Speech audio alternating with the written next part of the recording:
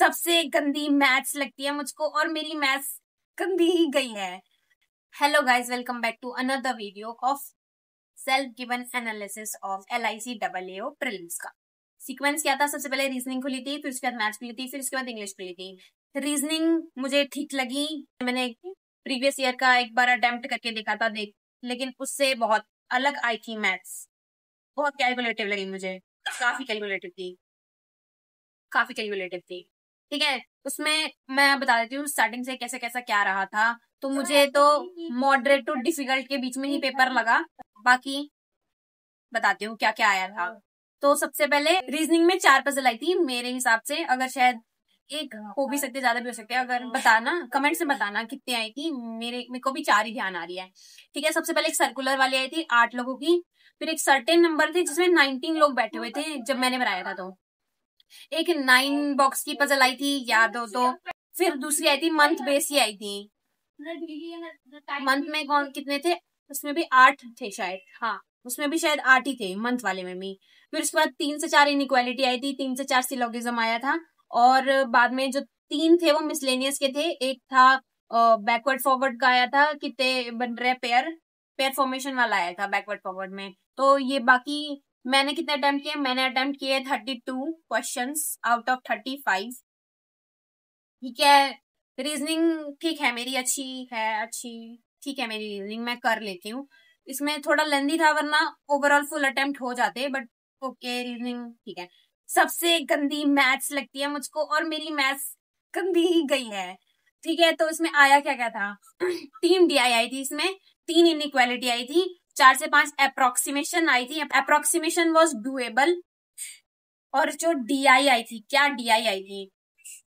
एक बैग और बॉटल वाली DI थी, एक मैन और वुमेन वाली DI थी, जिसमें 1/5 करके मैन जो थे वो काम करते हैं, और जो दूसरे था वुमेन, वो थी 20% वुमेन काम करती है। ऐसी वाली DI आई थी।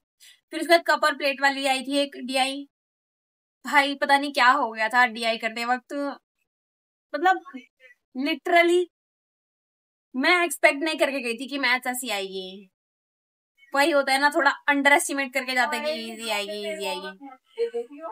वही हो गया। तो ठीक है, तो मेरे अच्छी नहीं गई है मैथ्स। तो उसमें मैंने सिर्फ 12 ही अटेम्प्ट करे हैं, वो उसमें से भी सिर्फ जो इनइक्वालिटी वो अटेम्प्ट कर पाई थी। DI के 2 क्वेश्चन, क्योंकि मैं DI में फंस गई थी। मुझसे पता नहीं, एक मैंने बनाई थी, मुझे लग रहा है वो आसान है, बन जाएगी, लेकिन वो बन ही नहीं रही थी। उसमें मेरा काफी टाइम वेस्ट हो गया। फिर मैं दूसरी वाली DI पे आई, अर्थमेटिक भी मैंने 2-3 बनाया, अप्रोक्सीमेशन कर ली थी। फिर जो एक DI के 2-3 क्वेश्चन कर पाई थी, तब जाके मेरे 12 अटेम्प्ट हुए हैं। फंसी गई थी, पता नहीं क्या ही हो गया था। ठीक है, इंग्लिश ठीक थी, लेकिन इंग्लिश के मार्क्स नहीं लगते, तो मैंने कहा इतने अटेम्प्ट करके फायदा क्या, मैं आराम से पेपर कर रही थी। उसमें 5 आए थे एरर के क्वेश्चन, RC आया था, और फार्मर की काउ की प्रोडक्टिविटी के ऊपर आया था। फिर इसमें क्या था? हाँ, इसमें सिनोनियम एंटोनियम आए थे, शायद 2 सिनोनियम थे और 2 ही एंटोनियम थे शायद से। और फिर रिप्लेसमेंट के क्वेश्चन आए थे 3 से 4, और उसके बाद फिलर्स भी आए थे 3 से 4। ओवरऑल ये गया था। और इंग्लिश में मैंने 22 आउट ऑफ 30 अटेम्प्ट करे हैं, वो मैंने आराम से करे, और भी हो जाते हैं। मैंने कहा लेकिन फायदा ही नहीं है, जब मार्क्स ही नहीं लगने तो करना क्यों है इतना। ओवरऑल मैंने 100 में से 66 अटेम्प्ट करे हैं, और जो 70 में से देखेंगे तो मेरे 44 ही अटेम्प्ट हुए हैं, which is not enough guys.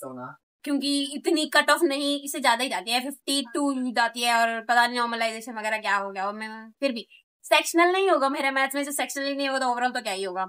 पहला ही अटेम्प्ट था मेरा। ठीक है, बस मैंने ऐसे ही दे दिया था, छोड़ो कोई बात नहीं। इतना कुछ मैं पढ़ के भी नहीं गई थी, मैं सिर्फ IBS के लिए ही कर रही थी प्रैक्टिस ज्यादातर।